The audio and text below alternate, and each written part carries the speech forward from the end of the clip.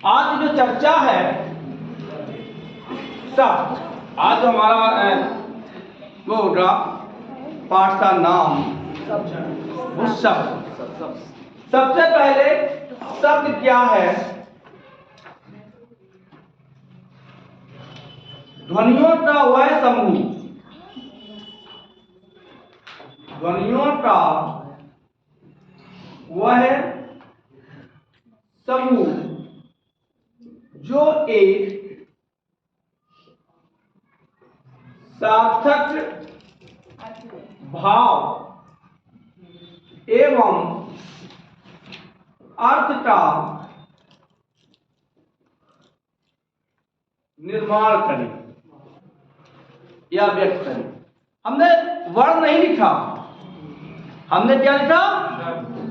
ध्वनियों का वह समूह जो एक सार्थक अर्थ एवं भाव का निर्माण करे। सबसे पहले हम ध्वनि समझ लेते हैं, जैसे का, धन, आ, का सब लिखा है मा धन आ ला, मा, ला धन आ ला। ये हमारी क्या है?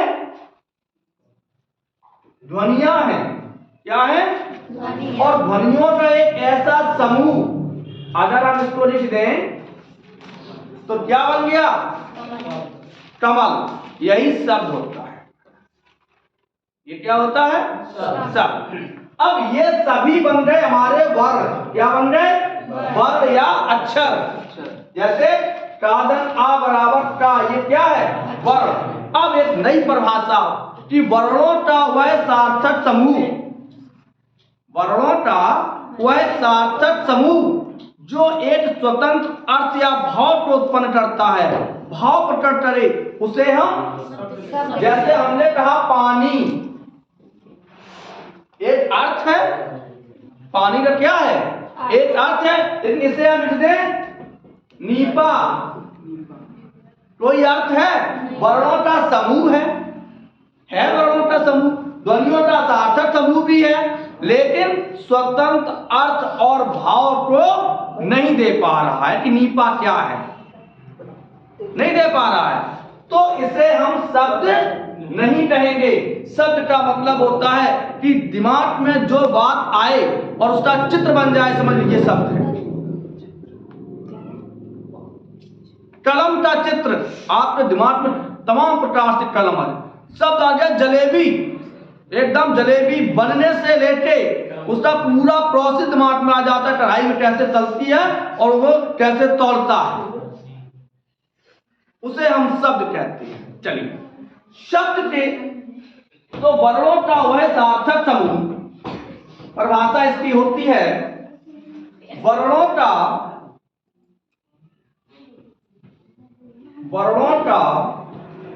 वह सार्थक समूह जो एक अर्थ एवं भाव को प्रकट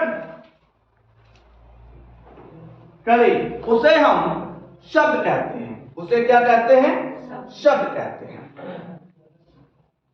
या हम कह सकते हैं कि दो या दो से अधिक वर्णों के सार्थक समूह को भी हम शब्द कहते हैं। तो वर्णों का वह सार्थक समूह, चाहे वो दो हो चाहे दो से अधिक हो, उसे हम क्या कहेंगे?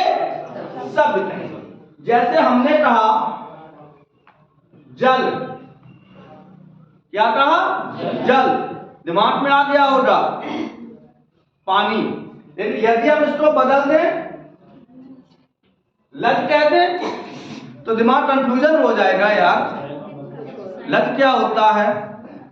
कभी कभी हम लोग बाजार में सब्जी लेने जाते हैं, मम्मी ने कुछ कहा और उसका ध्वनि परिवर्तन हो गया, आप नहीं सुन पाए, तो वो चीज आप घर आके बहाना बना दो, रे मम्मी भूल गई, क्योंकि आपने जो शब्द सुना था वो ध्वनि आते आते परिवर्तित हो गई। आपको एक बात बताएं कि दुनिया की सबसे वैज्ञानिक भाषा संस्कृत है। जितने भी अंतरिक्ष में संदेश भेजे जाते हैं वो कभी अंग्रेजी में, उर्दू में, हिंदी में नहीं भेजे जाते हैं, क्योंकि इनका पदक्रम बदलने पर इनके अर्थ बदल जाते हैं। लेकिन संस्कृत एक ऐसी भाषा है जिसका पदक्रम बदलने पर भी कभी अर्थ नहीं बदलता है। जैसे रामाजिरम गच्छति, राम घर जाता है, सही है, रामाजिरम गच्छति, रामाजिरम, अर्थ वही होगा, रामा घर जाता, राम घर जाता है। जिरम गच्छति रामा, सब बदल दिया लेकिन अर्थ नहीं बदलेगा। चलो देखते हैं। तो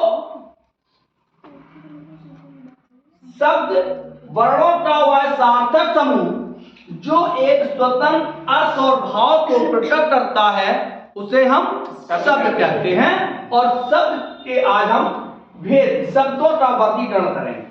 क्या करेंगे? शब्दों का वर्गीकरण।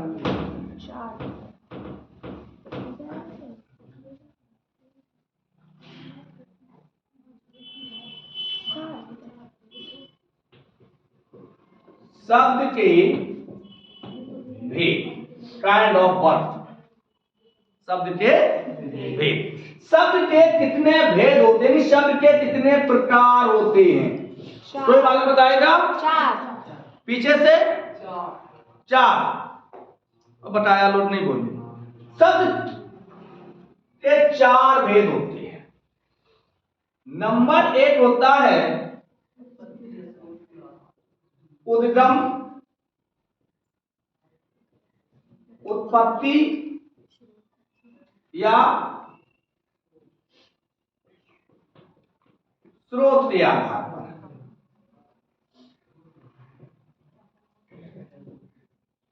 उद्गम के आधार पर पूछा जा सकता है, स्रोत के आधार पर पूछा जा सकता है, और उत्पत्ति के, उद्गम के और स्रोत के आधार। दूसरा होता है व्युत्पत्ति के आधार पर, बनावट के आधार पर, रचना के आधार पर। तीसरा होता है अर्थ के आधार पर, और चौथा होगा प्रयोग के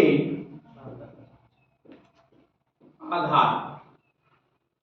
तो शब्द के कितने भेद होते हैं? 4 होते हैं। उत्पत्ति के आधार पर, व्युत्पत्ति के आधार पे, अर्थ के आधार पे, प्रयोग के आधार पे, अथवा रचना, उद्गम के आधार पे, बनावट के आधार पे, अर्थ के आधार पे और प्रयोग के आधार, अथवा स्रोत के आधार पर, रचना के आधार पर, अर्थ के आधार पर और प्रयोग के आधार पर। इनकी संख्या भी यही आप समझ लेते हैं क्योंकि पूछी जाती है। उत्पत्ति के आधार पर शब्द के 5 भेद होते हैं, रचना के आधार पर शब्द के 3 भेद होते हैं, अर्थ के आधार पर 2 होते हैं और प्रयोग के आधार पर भी 2 होते हैं। आज हम चर्चा करेंगे उद्गम, उत्पत्ति और रचना के आधार पर शब्द के भी। सही? अर्थ के आधार पर 2 ही होते हैं। अरे वो नहीं नहीं नहीं नहीं, सार्थक और निरर्थक। देखो एक चीज बता दें, पहले पढ़ लीजिए फिर चर्चा करते हैं। इसको हम बैठे दे रहे हैं। अरे ये भी तो लिखने वाली चीज है यार। उत्पत्ति के आधार पर, स्रोत के आधार पे, अर्थ के आधार पे, रचना के आधार पे, बनावट के आधार पे। चलो अब बात करते हैं उद्गम। अच्छा, उद्गम का मतलब क्या होता है? कोई चीज उत्पन्न होना। उत्पत्ति कहाँ जा रहे सर जी? यहीं बैठो, तुम बैठे रहा तो हम दिल बात बात। हाँ, उत्पत्ति के आधार पर कोई चीज उत्पन्न होना होता है। स्रोत के आधार पर कहां से शब्द आए, तो इससे हम आज सबसे पहले इसी पर चर्चा करते हैं।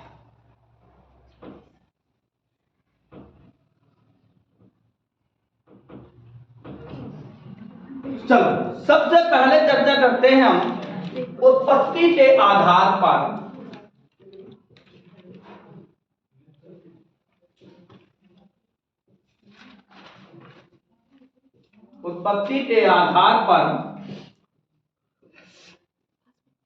शब्द के भेद।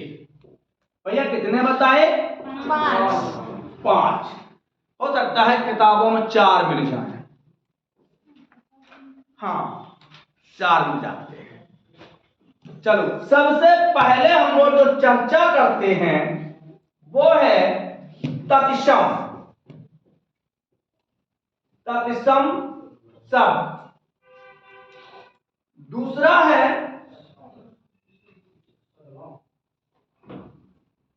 तद्भव।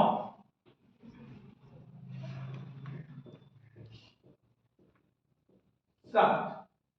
तीसरा है देशज शब्द। चौथा है विदेशज शब्द। और 5वां है संकर शब्द। तो आज हम उत्पत्ति के आधार पर, कोई पूछ दे कि उत्पत्ति के आधार पर शब्द के कितने भेद होते हैं? 5 होते हैं। कौन कौन से होते हैं? तत्सम, तद्भव, देशज, विदेशज और संकर। तो सबसे पहले हम चर्चा करते हैं कि तत्सम किसे कहते हैं। सबसे पहले किस पर चर्चा होगी? तत्सम किसे कहते हैं। चलो देखते हैं। तत्सम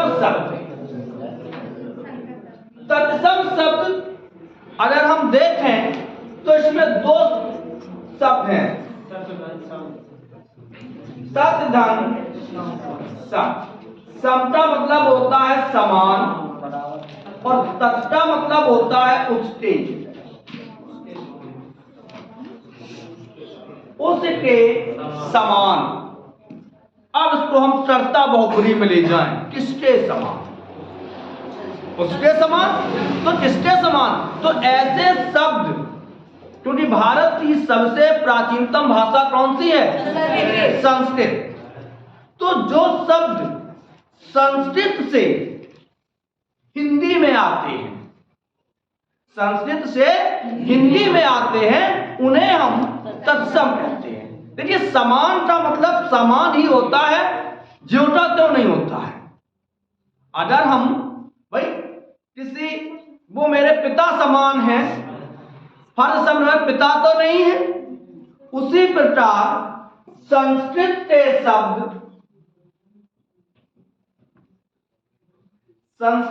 शब्द जब हिंदी में आते हैं तो वो तत्सम कहे जाते हैं।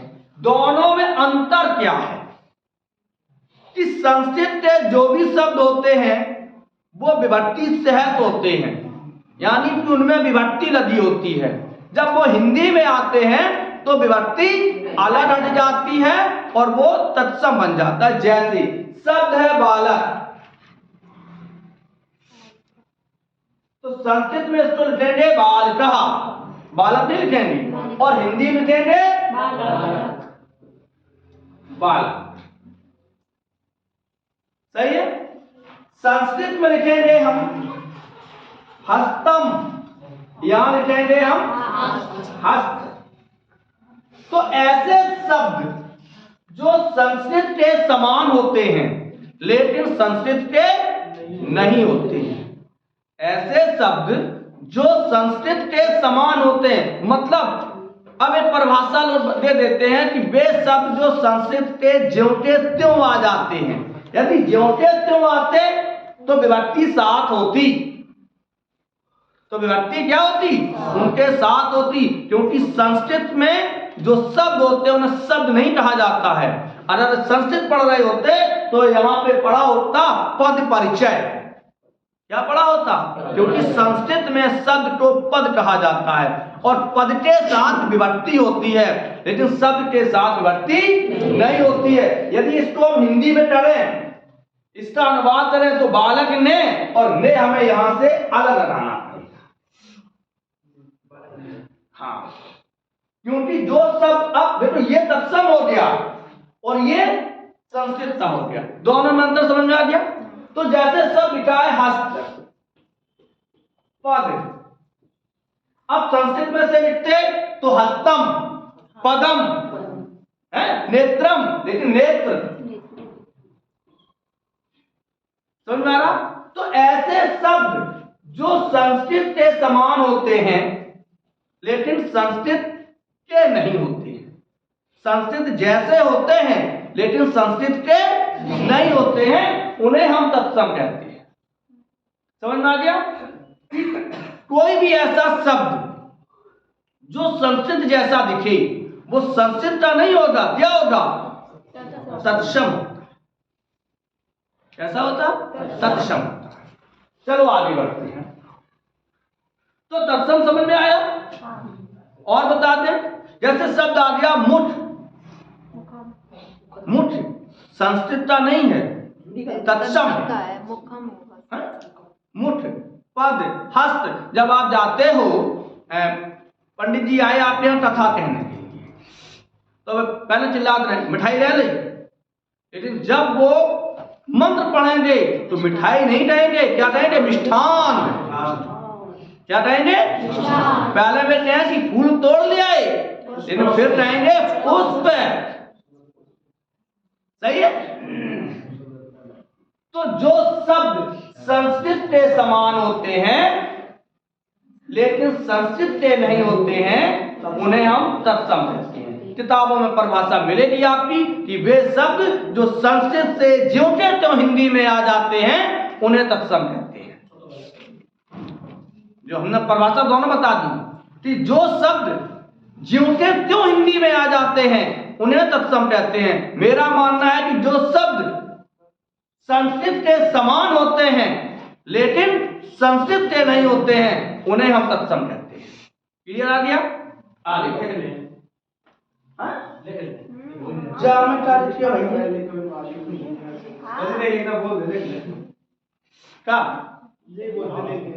अरे जो शब्द संस्कृत से हिंदी में आ जाते हैं उन्हें तत्सम कहते हैं।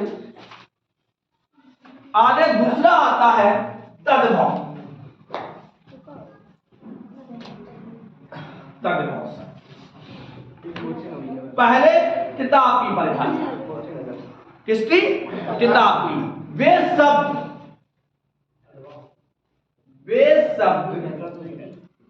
जो संस्कृत या प्राकृत से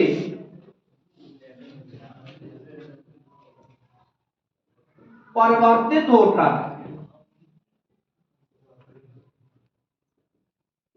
हिंदी में आते हैं उन्हें तद्भव कहा जाता है।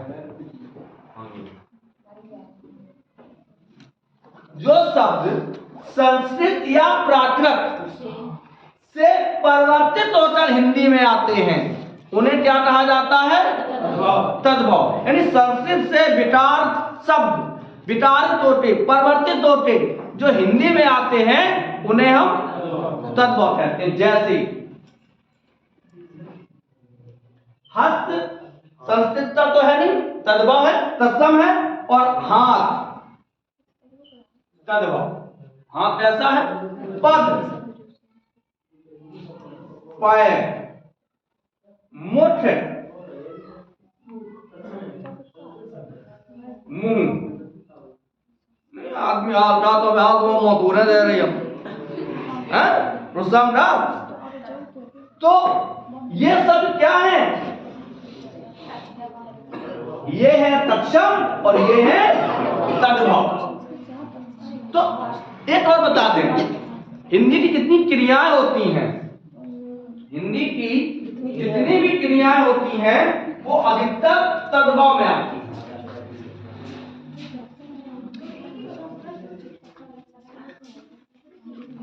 आगे देख लेते हैं। जिन शब्दों के ऊपर चंद बिंदु लगा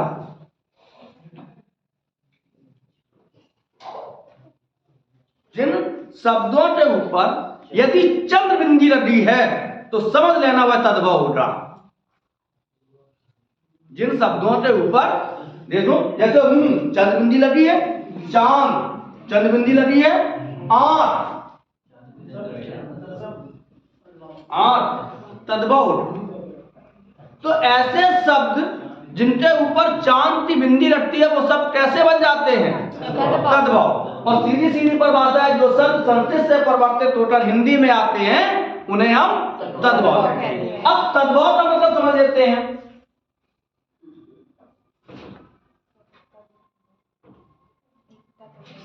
हिंदी की भाषा में लगभग 2 लाख शब्द हैं। 2 लाख शब्द हिंदी की भाषा में लगभग 2 लाख शब्द हैं, जिसमें 80% हिंदी के हैं, 20% अन्य भाषाओं के हैं। समझ में आया? तो सबसे पहले चर्चा करते हैं कि तद्भव। ताते दान भाव। तद माने होता है उससे, भाव माने होता है पैदा होना या उत्पन्न होना। पैदा होना या उत्पन्न होना। जैसे शब्द साटका। अब जाओ दुकान पे, उनने पास कहा जाए भैया 60 का दे दो, लेकिन उससे शब्द बनेगा साड़ी। हाँ, एक चीज और बता दें, आपने देखा होगा अधिकतर लोग पूछ देते हैं कि भाई हमें आप कफन की हिंदी बता दीजिए। कफन की कोई हिंदी ही नहीं है। हम उस चीज की, वो कहते हैं साइकिल की हिंदी बता दीजिए, कोई हिंदी नहीं है। वो कहें हवाई जहाज की हिंदी बता दीजिए, कोई हिंदी नहीं है। पूछो क्यों? हिंदी का इतिहास 2000 वर्ष पुराना है और विज्ञान हमारी 1000 साल पुरानी है। जो सब साइकिल हमारी कब आई? लगभग 500 साल मान लो, मानो ना लो 500 साल पहले, 200-250 साल पहले। जो सब 2000 पहले नहीं था वो 200 साल पहले कैसे? अब उन्होंने बनाई थी 2 चक्र वाहिनी रेल 1855 में चली, और बात बताए तो लोग पास डामनी। अरे जे बनाए नहीं जा हिंदी है, मतलब जो चीज थी नहीं वो कैसे आई? सही है। अपने यहां कहा जाता था, आपने देखा होगा रामायण महाभारत, तो कफन शब्द वहां आता ही नहीं है। वहां मृतिका, चैल, लकड़िया है और सपरिधान। हाँ, सपरिधान तत्सम शब्द है। प्रधान माने वस्त्र, सौ माने मृत्यु शरीर पर डाला जाने वाला वस्त्र, सपरिधान कहलाता है। अब वो कहते थे कफन की हिंदी का है, कफन की हिंदी कहेंगे जा कहो कि सपरिधान तो विदेशी भाषा में कहा, या आप ये कहो कि कफन को अपनी भारतीय भाषा में कहा। तब तो है, हिंदी बाकी कहां से आई? चलो आगे बढ़ते हैं। तो साटका साड़ी, समझ में आ गया? हस्त हाथ, अट्टालिका अटारी। एक गीत आया था, अटरिया पे लोटन कबूतर। तो अट्टालिका हम लोग क्या देते हैं? अटारी। और उसको और दे सकते, हाँ आज में अटिया कह सकते हैं। आगे बढ़ते हैं।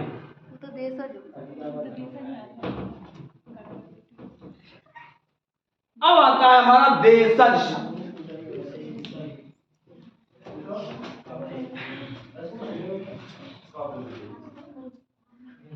देखो देशज शब्द कैसा शब्द है पहले तो ये बताओ। हाँ,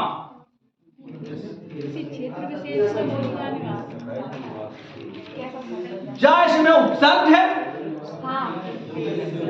सॉरी जा प्रत्यय है। देश धन जा, जा प्रत्यय है और जाता मतलब होता है उत्पन्न होना। जिस शब्द के अंत में जा प्रत्यय लग जाता है उसका मतलब होता है उत्पन्न होना। जैसे अंडज, अंडे से उत्पन्न होना। दुज, गोबार जन्म लेना, उत्पन्न होना या जन्म लेना। जलज, जल से जन्म लेना। पंकज, कीचड़ से जन्म लेना। अनुज, बाद में जन्म लेना। अग्रज, पहले जन्म लेना, तो देशज देश में जन्म लेना। मतलब ऐसे शब्द जिनकी उत्पत्ति का कोई पता न चले, जो व्याकरणिक तौर से हम ये ना बता सकें कि ये कहां से आया है, या जिसका कोई तद्भव तत्सम ना हो, उन्हें देशज कहते हैं। इन्हें हम क्षेत्रीय शब्द भी कहते हैं। ये क्षेत्रीय भाषा के, थोड़ी देर के लिए हम एक शब्द लेते हैं, क्योंकि ये कहावत है, कोस कोस पे बदले पानी और 4 कोस पे बदले पानी। हम लोग बाहर जाते हैं और किसी व्यक्ति से ट्रेन में बैठे आप या बस में बैठे सफर कर रहे हो, पड़ोसी से बातचीत कर रहे हो, थोड़ी देर बाद आप बता दो भैया कन्नौज के हो, कानपुर के हो, औरैया के हो, हैं? क्योंकि भाषा से। तो अब देखते हैं, तो देश माने होता है क्षेत्र। एक क्षेत्र में जन्म लेने वाले शब्द जिनकी उत्पत्ति का कोई पता ना चले, और ये हर जगह होते हैं। जैसे एक हम अपने यहां ले लेते हैं,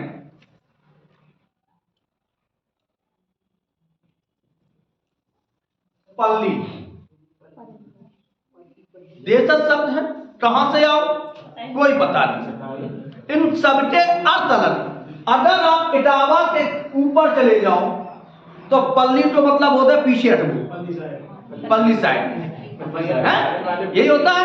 अपने यहाँ चले जाओ तो ये कहते भैया पल्ली दे दो, आल नहीं है, त्रिपाल भी भवन वालों मिल जाए। तो ये क्या है, देशज। जैसे हम आपके यहां गए और पूछी क्या है भैया कहां गए, उन्होंने हार है गए। अब हारे तो मतलब क्या है, कोई मतलब नहीं, लेकिन अपने यहां इसका है कि खेतों में गए। तो ऐसे शब्द जो किसी न किसी क्षेत्र विशेष से आते हैं और इनकी उत्पत्ति का पता नहीं चलता है, इनकी उत्पत्ति का पता नहीं चलता है। जैसे अरे आज पेड़ गुड़गुड़ा रहो है, अब पेड़ गुड़गुड़ाना न, पेट भी देशज है और गुड़गुड़ाना भी है। हाय मेरो प्राण हड़बड़ाए रहो, हड़बड़ाना शब्द क्या है, शब्द घबराना होता है। अब आपको ध्यान नहीं होगा, आप में शायद एक आध दूर हो, भैया बैठे हैं गांव में, जब हम लोग भारे पे उन्होंने कहा भारो तचरो, भार तो गांव में सब क्या बोलते हैं, भार तचरो, तचना शब्द क्या है, और आज भी कहता है हाथ में तचाएं देता हूं, होता है। तो ऐसे शब्द उन्होंने बोल तो अंटी मार दो, अंटी शब्द क्या है भाई, तो ऐसे शब्द। अब हम कहा कि अंटी तो तत्सम का है, अंटी तो तद्भव का है, बड़ो ऊट पटान बोला। अब ऊट पटान का है जो शब्द है, लेकिन ये किसी न किसी क्षेत्र विशेष में है, किसी न किसी। जैसे ये लोग जानते हैं एक शब्द आता है बन्नी और एक आता है बनना, बन्नी बनना आता है। आप मुझे ध्यान है, इसका मतलब आज लोग दुल्हन मांगते हैं गानों में, और आप किसी स्टील की दुकान पे चले जाओ और कह दो मैं बन्नी दे दो 1 लीटर वाली, तो थोड़ी सी डोलची दे दीजिए, दे दिए। तो क्या है, ये क्षेत्र विशेष के शब्द हैं,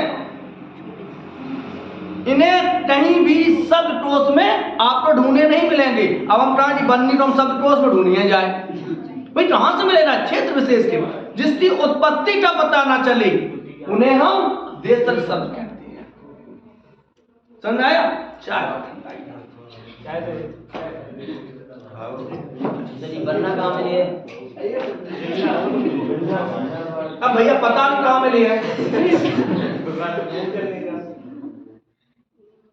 जैसे शब्द है खर्राटा, खर्राटा जो सोते में लोग लेते हैं, झाड़, झाड़ू नहीं, झाड़, चना के झाड़ पे चढ़ाए दो, तो वो कैसे शब्द है, देशज शब्द। तो ऐसे शब्द लोटा, लुटिया, बढ़नी, डड़ई, डब्बी, कैसे शब्द हैं? सब देशज शब्द हैं। इसका मतलब इन शब्दों को किसी हम इनके उत्पत्ति का पता नहीं चला पाए कि ये कहां से आए हैं, इसलिए इन्हें हम कहीं कहीं आदत शब्द भी कहा जाता है। आदत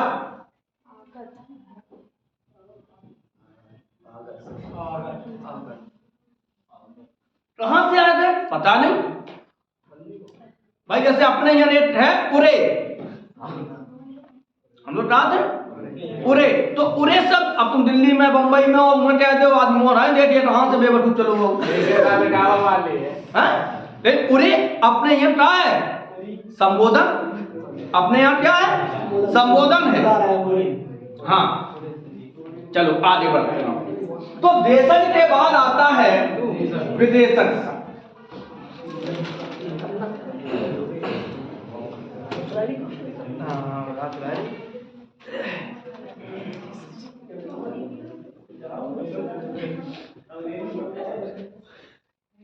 विदेशज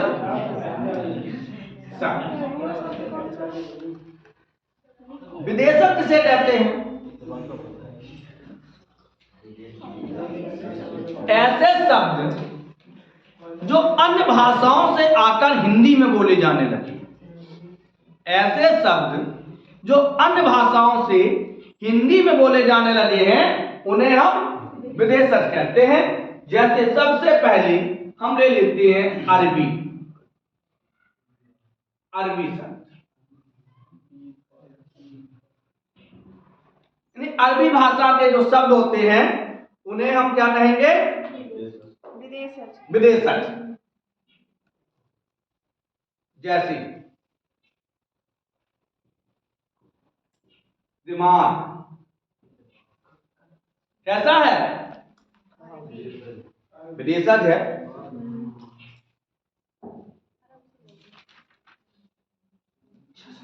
जिस्म, कीमत,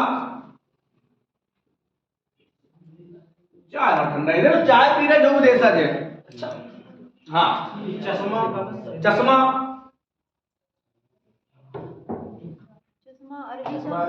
उर्दू है चश्मा। चलो अजीब, चाय पे नहीं देखो अब जल्दी पढ़ाएंगे। अजीब, आदमी, ऐसे मान लो सुबह से शाम तक हम अधिकतर विदेशी शब्द बोले। हाँ सुबह से शाम तक जो रोजमर्रा की हैं, जैसे औरत, औरत इस भाषा का शब्द है अरबी। अरबी का आदमी, औरत है, उम्र है, इज्जत है, तर्ज है, कमाल है, तारीख है, बारिश है, ये सब कैसे हैं? अरबी है। आगे बढ़ते हैं फारसी। अरबी के बाद फारसी।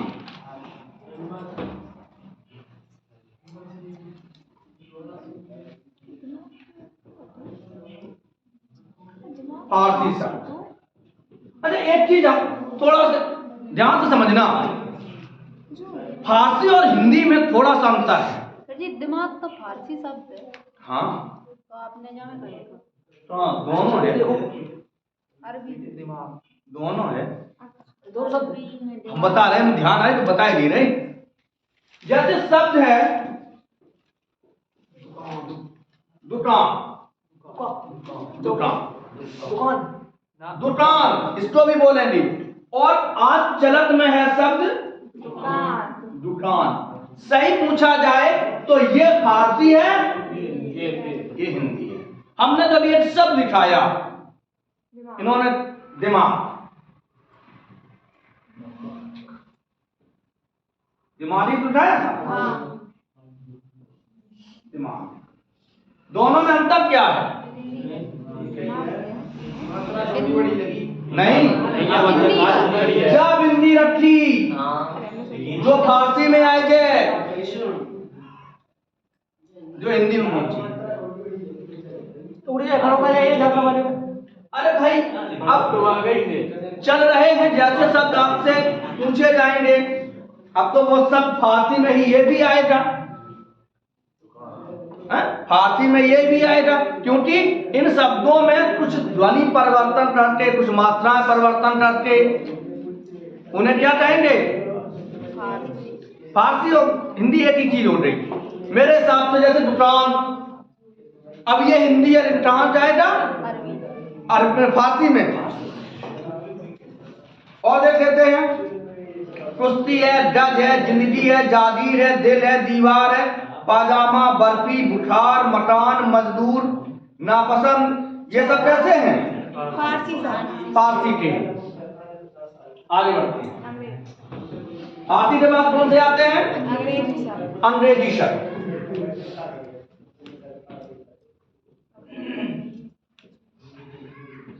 अंग्रेजी शब्द जज, ऑपरेशन, जज, अफसर, ऑपरेशन, कलेक्टर, इंस्पेक्टर, पुलिस, ये कैसे हैं? अंग्रेजी शब्द। इसके बाद आते हैं तुर्की शब्द। तुर्की शब्द तुर्की भाषा से लिए गए, जैसे उर्दू है,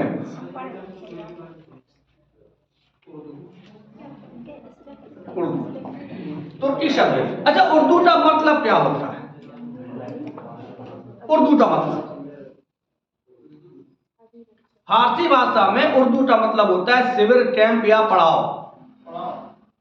शिविर, कैंप या पड़ाव। अपने यहाँ हिंदी में उसे शिविर बोलते हैं, अंग्रेजी में उसे कैंप बोलेंगे, फारसी में उसे पड़ाव बोलेंगे, और अरबी में उसे उर्दू बोलेंगे।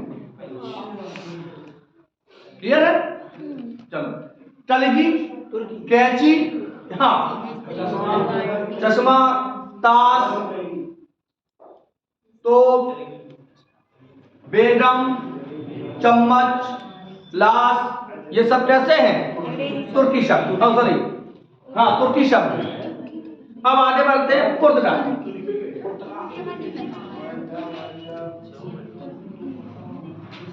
पुर्तगाली, कौन सा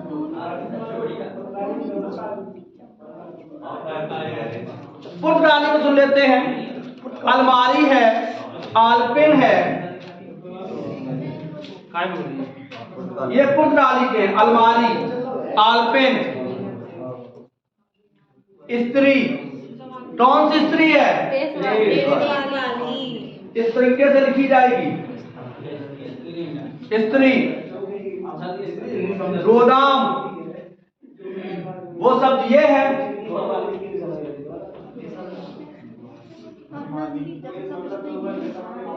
ये अलग शब्द है, ये अलग शब्द है। नहीं, ये उसमें अंतर है। ये लोहे की धातु वाली प्रेस करने वाली, ये महिला हो गई। हाँ, आगे बढ़ते। टर्नर है, इस तरीके से। फिर फ्रांसीसी शब्द आते हैं, जापानी शब्द आते हैं, चीनी शब्द। मतलब आज के दौर में भैया थोड़ा हमारी भी सुन लीजिए, हम जानते हैं आप हमसे होशियार हैं, कोई दिक्कत नहीं, हमारी इज्जत बची ना। अब हमें क्या पता, हमें तो जाते ध्यान करो कि आपके होंठ हल गई बस। सर जी, कर्नल पुर्तगाली सर। कर्नल पुर्तगाली शब्द अंग्रेजी है क्या? कर्नल। अरे भैया, कर्नल पुर्तगाली है। आगे बढ़ते हैं हम लोग। संकर शब्द अधिकतर पूछा जाता है। संकर शब्द, संकर और संकर और संकर में क्या अंतर है?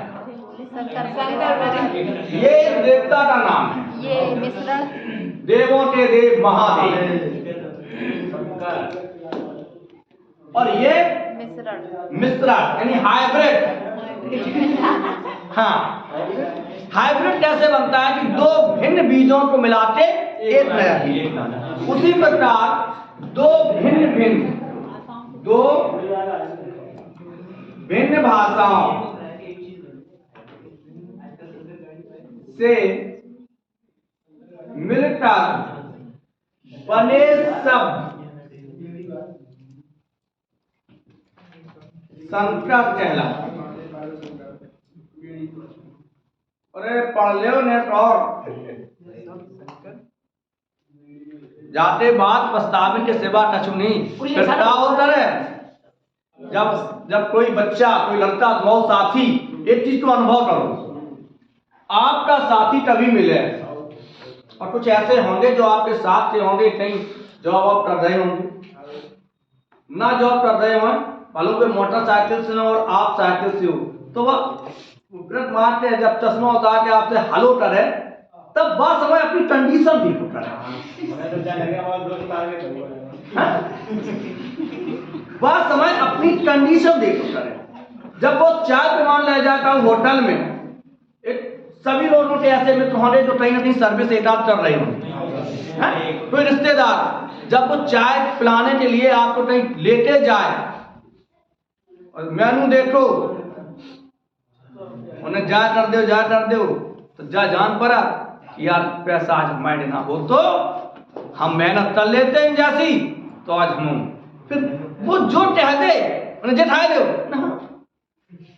एक चेहरे पर अजीब फीलिंग होती है और वो अच्छी की नहीं होता है, वह बेइज्जती की होती है, नीचे नार होता है। जब वो एकदम बटुआ टाड़ा वो नोटन से भरो, अब तुम अपनी जेब देखा दिया 200 रुपया,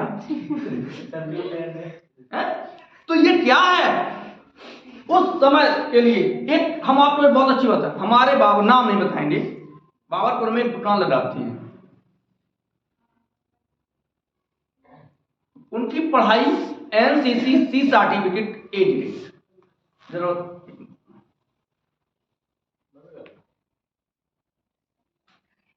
चलिए। तो दो भिन्न भिन्न भाषाओं से मिलकर बने शब्द क्या कहलाते? संकर शब्द कहलाते। जैसे टिकट, टिकट होता है, टिकट नहीं होता है, टिकट होता है। वाह। और घर, अब देखो टिकट है अंग्रेजी का, घर है तद्भव यानी हिंदी का, घर है हिंदी का, तो अंग्रेजी और हिंदी मिलते एक शब्द बन गया टिकट घर। पैदल यात्रा, पैदल यात्रा, तो पैदल शब्द कैसा है? तद्भव है, क्योंकि हिंदी का है। शब्द होता है पद यात्रा होता तो संकर नहीं होता, लेकिन शब्द है पैदल यात्रा, तो पैदल शब्द है हिंदी का और यात्रा है संस्कृत का। दो भाषाएं होती हैं, हिंदी अलग है, संस्कृत अलग है। रसोई घर,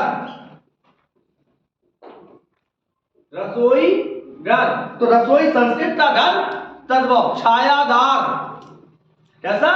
छायाधार, ये सब कैसे हैं? रेलगाड़ी, नेक चलन, बद चलन, सब कैसे हैं? संकर शब्द हैं। तो आज हम लोगों ने क्या पढ़े? शब्द। शब्द के कितने भेद हैं? चार। कौन कौन से? उत्पत्ति के आधार पे, रचना के आधार पे, अर्थ के आधार पे, और उत्पत्ति के आधार पे कितने हैं? कौन कौन से? तद्भव, भेदन, विशेषण। अब हम परिभाषा पूछेंगे। जो शब्द संस्कृत से परिवर्तित होकर हिंदी में आते हैं वो क्या कहलाते हैं? गलत, तद्भव। जो शब्द संस्कृत के समान होते हैं उन्हें क्या कहा जाता है? जिन शब्दों की उत्पत्ति का कोई पता न चले, बाहर की भाषाओं के आए शब्द हिंदी में, दो भिन्न भाषाओं से मिलकर बने शब्द। अच्छा, एक मिनट रुको, समय है अभी, हो गया?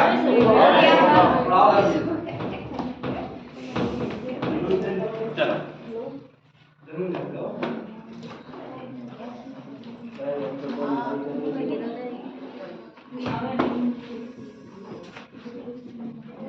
तारीख शब्द किस भाषा का है? हम ऑप्शन दे रहे हैं, अरबी, फारसी, अंग्रेजी, तुर्की। गलत, बिल्कुल सही, फारसी। आगे देख लेते हैं। अदालत, अदालत अरबी, फारसी, अंग्रेजी, तदवा। कौन सा है? अरबी का, बिल्कुल सही। पेट, पेट कैसा है? देशज है। पत्र, पत्र का तत्सम क्या होगा? नहीं पता। अरे पत्र अपने आप में भैया अपने तत्सम है। अब बताओ इसका तद्भव क्या होगा? पत्ता। हमने ये पूछा था कि पत्र का तद्भव क्या होगा, तत्सम क्या होगा? पत्र अपने आप में तत्सम है। जैसे वहां कुछ देख नहीं है। चलिए, तो आज हमारा इतना ही। कल हम लोग चलेंगे रचना के आधार पर शब्द के भेद। तब तक के लिए भैया राधे राधे।